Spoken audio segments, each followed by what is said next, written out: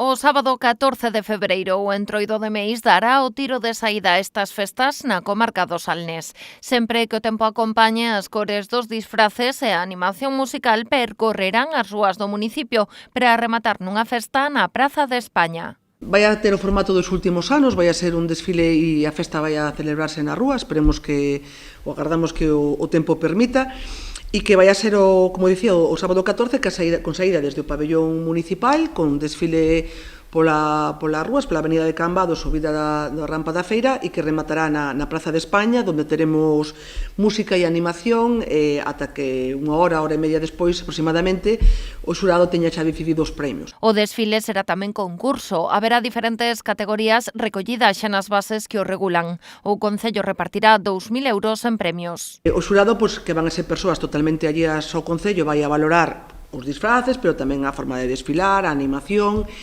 E como nos últimos anos, o Concello ten dedicados 2.000 euros en premios en distintas categorías que están tamén publicadas nas bases, desde grupos de adultos, parellas de adultos, individuais, tamén grupos infantís e tamén de 0 a 3 anos. Esta cita non ten rival no Salnés. O desfile de Entroido de Meis só coincide co de Pontevedra. Por iso animan a toda a veciñanza da comarca a participar.